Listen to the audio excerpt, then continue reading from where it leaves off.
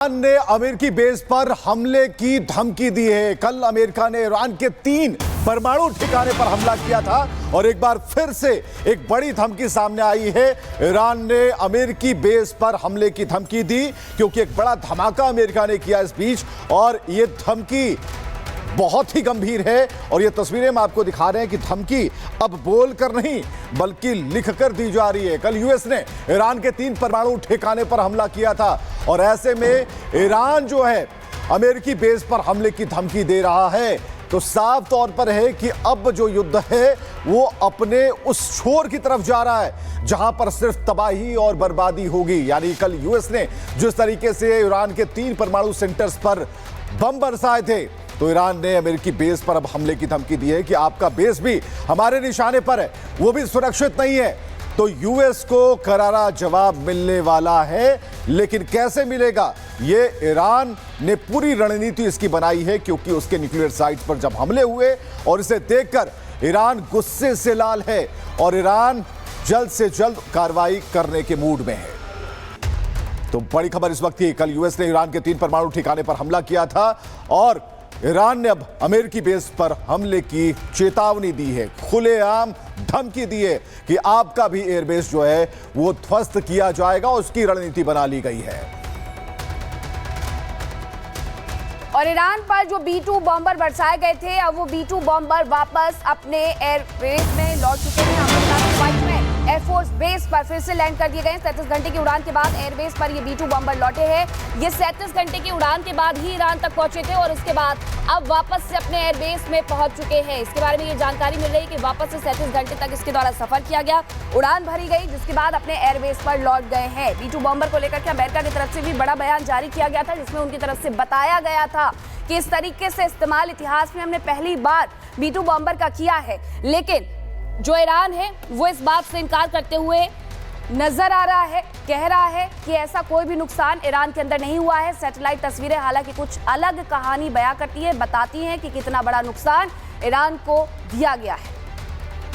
और एक और बड़ी खबर है, रूस के मॉस्को पहुंचे ईरान के विदेश मंत्री। रूस के राष्ट्रपति से मिलने वाले अब्बास अरागची। एक बड़ी खबर हम आपको बता रहे हैं, रूस के राष्ट्रपति से मिलने का कार्यक्रम तय हो गया है। रूस के राष्ट्रपति से मिलेंगे अब्बास अरागची और पूरे सिनारियो को बताएंगे उन्हें क्या घटनाक्रम है। हालांकि पुतिन इस पूरे मामले में काफी इंटरेस्ट ले रहे हैं और उन्होंने साफ तौर पर खुलेआम उन्होंने एक चेतावनी भी जारी की थी। तो अब रूस के मॉस्को पहुंच गए ईरान के विदेश मंत्री। जो खबर है उसके मुताबिक रूस के राष्ट्रपति व्लादिमीर पुतिन से उनकी मुलाकात होने वाली है। इजराइल ने एक बार फिर से ईरान पर बमबारी की है। तेहरान, शिराज, खोरम शहर पर एयर स्ट्राइक की गई है। केरमन शाह और पिरान शार पर भी हवाई हमला किया गया है। इजरायली लड़ाकू विमानों ने इस दौरान बम बरसाए हैं। इजराइल ने एक बार फिर से ईरान पर यह बम वर्षा कर दी है और लगातार ये बम वर्षा की जा रही है। अब कौन कौन से जो शहर हैं उन्हें निशाना बनाया गया है, उनके नाम है तेहरान, शिराज, खोरम शहर पर एयर स्ट्राइक की गई है। इसके अलावा केरमन शाह और पिरान शार पर भी हवाई हमला किया गया है। इसके बाद इजरायली लड़ाकू विमान बम बरसाते हुए नजर आए। ये तस्वीरें देखिए, ये इजराइल के लड़ाकू विमान हैं जो कि ईरान के कई शहरों को तबाह करते हुए नजर आए। चलिए, इस बीच ऑस्ट्रेलिया की एंट्री हो रही है। परमाणु कार्यक्रम बंद करे ईरान, ये ऑस्ट्रेलिया ने कहा है कि अपने जितने भी परमाणु कार्यक्रम है ईरान तत्काल बंद करे, उसे रोक लगाए। ऑस्ट्रेलिया के पीएम की ईरान से अपील है और ये अपील की गई ऑस्ट्रेलिया की तरफ से कि जो न्यूक्लियर साइट पर जो काम हो रहे हैं उसे तत्काल बंद करें, क्योंकि ये जो आशंका रूस के राष्ट्रपति की तरफ से जताई जा रही थी कि ये तीसरे विश्व युद्ध की तरफ बढ़ रहे हैं और इससे इनकार नहीं किया जा सकता। इस बीच ईरान के विदेश मंत्री पहुंचते हैं उनसे मिलने के लिए और बातचीत हो सकती है। और एक खबर आ जाती है कि अब ऑस्ट्रेलिया जो है उनके पीएम ने ईरान से अपील की है कि परमाणु कार्यक्रम बंद कर दे ईरान, ये ऑस्ट्रेलिया का कहना है। तो साफ तौर पर यह है कि दोनों ही बातें साथ साथ चल रही हैं। एक तरफ अपील की जा रही है कि इसे रोका जाए और दूसरी तरफ लगातार गोले बरसाए जा रहे हैं। वहीं 22 जून की सुबह अमेरिका ने ईरान पर जबरदस्त सैन्य हमला किया। लक्ष्य बने ईरान के परमाणु ठिकाने और आसमान से तबाही की आग बरसी। और इस अमेरिकी हमले के बाद ईरान में हड़कंप मच गया। तबाही इतनी भीषण हुई कि ईरान अब तक इसका आकलन नहीं कर पाया है। रिपोर्ट देखिए।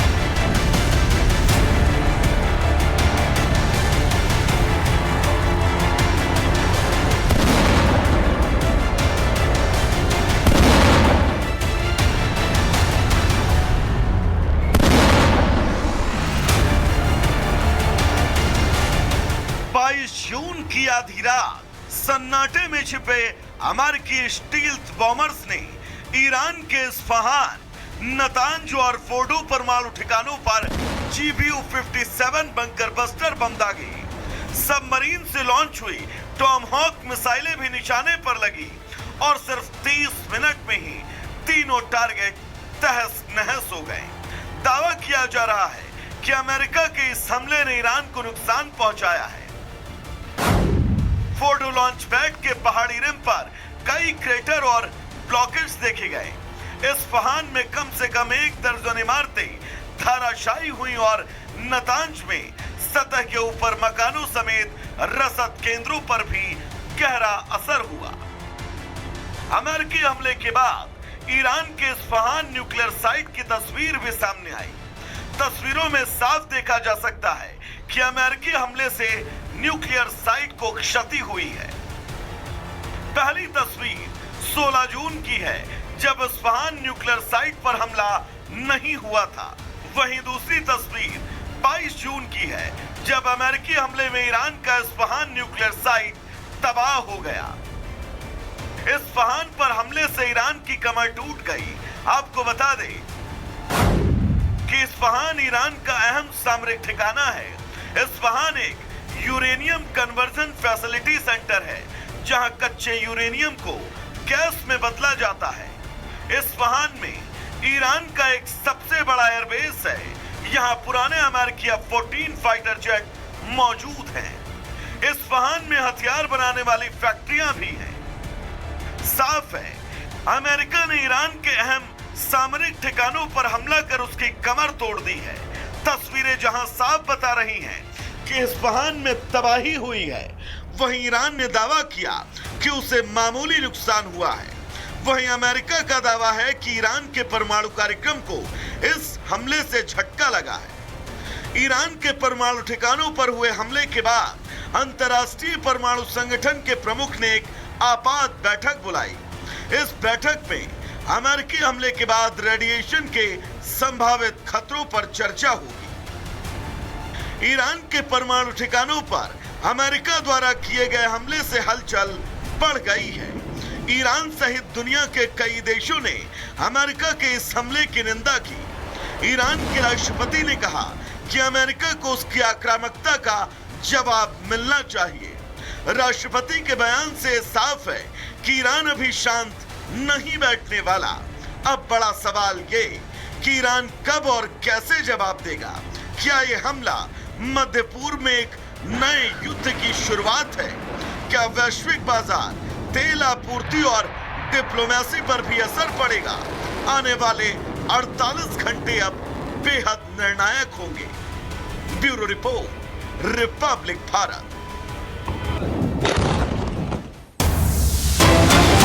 बड़ी खबर आ रही है, इजरायली हमलों में अब तक 920 लोगों की मौत हो गई है और हवाई हमले में अब तक 3,450 लोग घायल हुए हैं। ये बड़ी खबर, अब तक का अपडेट हम आपको बता रहे हैं। इजरायली हमलों में अब तक 920 लोगों की मौत और हवाई हमले में अब तक 3,450 लोग बुरी तरह घायल हुए हैं, जिनका इलाज कराया जा रहा है। तो इस वक्त सबसे बड़ी खबर, वो आंकड़े आ चुके हैं कि अब तक कितना नुकसान हुआ है। नुकसान ये है कि 920 लोगों की मौत हुई है और हवाई हमले में अभी 3,500 लोग लगभग घायल हुए।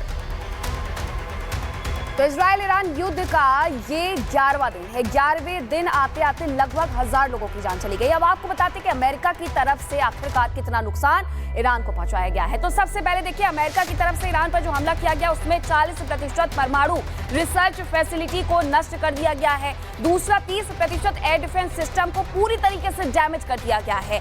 20% सैन्य बेस को तबाह कर दिया गया है। ये अमेरिका ने जब ईरान पर हमला बोला है तब ये इतना नुकसान हुआ है। उसके बाद 10% नागरिक इंफ्रास्ट्रक्चर भी इस दौरान प्रभावित हुआ है। 100 से ज्यादा लोगों की इस दौरान मौत हुई है या फिर वो घायल बताए जा रहे हैं। तो ये खबरें भी है कि वहां पर जो लोग थे उन्हें भी नुकसान पहुंचा है। तो इस तरीके से एक नुकसान का बड़ा आकलन है, लेकिन ईरान इन सब बातों से इनकार करते हुए नजर आ रहा है। तो बड़ा नुकसान, लेकिन इस वक्त एक और बड़ी खबर, अमेरिका ने अपने सभी नागरिकों को अलर्ट जारी कर दिया है। विश्व में कहीं भी मौजूद अमेरिकी सतर्क हो जाएं। ईरान पर हमले के बाद अमेरिकी ग्लोबल एडवाइजरी जारी कर दी गई है और ईरान ने अमेरिकी बेस पर हमले की चेतावनी दी है, धमकी दी है और उसके बाद यूएस की तरफ से यह एडवाइजरी जारी किया गया कि विश्व में कहीं भी जो अमेरिकी हैं वो सतर्क हो जाएं। ईरान पर हमले के बाद अमेरिकी ग्लोबल एडवाइजरी जारी की गई है।